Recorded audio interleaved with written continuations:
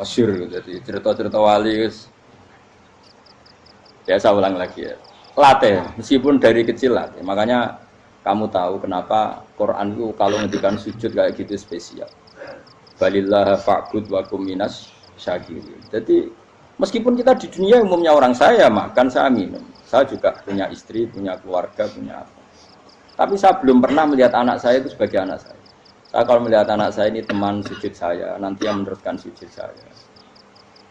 Saya tenan kulon bolak-balik ditanya istri saya dan agak-agak marah. Gus Pak, kenapa kamu hormat sama anak sampai gitu? Kalau nanti manja gimana? Kalau terlalu manja, saya bilang itu udah anak saya. Itu nanti yang meneruskan sujud saya, meneruskan rukuk saya. Saya nanti pasti mati dan saya butuh di bumi selalu ada yang sujud sama Allah. Dan itu yang paling dalam otoritas saya itu anak saya. Orang lain itu enggak dalam otoritas saya. Jika kita melihat anak itu ini penerus sujud saya, penerus rukuk saya. Kita enggak sudah duniawi sekali. Rumah tanah, anak tua ben di rumah. Kapitalistik. PKI lah pikirane yang ngono, Cina yang ngono. Wong fasek-fasek ning dalan yang ngono, kowe nggawa jalalan ngalor itu percaya ngono. Jadi dulu itu kalau para nabi donga fahab li milladun kawaliya yarithuni wa yarithu min ali Yakub, seorang turunan yang meneruskan tradisi sujud, tradisi. Sehingga ulama-ulama dulu kalau dongakno anake ya min ahli sujud, wa min ahli Quran, wa min ahli sunnah napa? Enggak apa-apa kowe seneng donya gak apa-apa. Ora usah tak warai wis seneng dhisik. Paham? Dadi iki ora usah cara Gus Bak ra apa-apa. Ora usah tak arani ra apa-apa wis mbok lakoni. Makanya pulau suwon sangat. Sujud itu luar biasa. Nanti kamu di akhirat kenangan terbaik Anda di dunia adalah pernah apa? Sujud. Bayangkan kalau itu jadi orientasi Anda.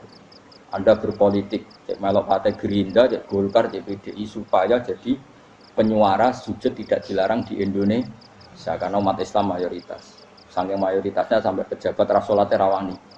Beberapa pejabat rasolat bakal dipilih. Itu berarti kamu berpolitik niat bikin satu pressure supaya standar orang benar adalah sing nopo sujud itu ya benar. Kok yang kaya kerja biar bisa beli tanah untuk masjid. Yang orang miskin ikut menopang supaya masjid itu berdiri. Semuanya orientasinya menuju apa? Sujud. Jadi tidak sujud itu harus jadi wong khusuk sing goblok terus sujud terus. Tahu-tahu negara dikuasai komunis misalnya. Terus akhirnya sujud gila.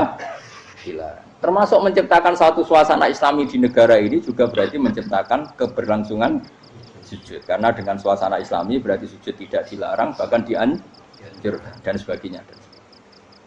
Ini penting saya katakan karena kalau tidak diingatkan ruwet. Nabi itu pernah punya anak dalam. Anak dalam itu setelah mau boyong cara santri itu ditanya, kamu minta apa sama saya? Ya Rasulullah kasih waktu 1-2 hari mau saya pikir. Karena yang menanyakan orang yang Sayyidul Awwalin wal Akhirin setelah sekian 2 hari, minta apa kamu? Jalur Anda gak tanggung-tanggung.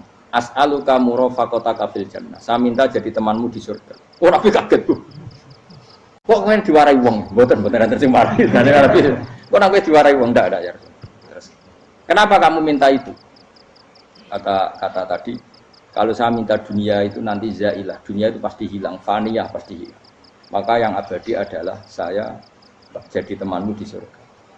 Tapi apa kata Rasulullah jawab? Fa'inni ala nafsika bikasrotis sujud. Ya sudah kamu bantu saya, kamu memperbanyak sujud. Kayak apa?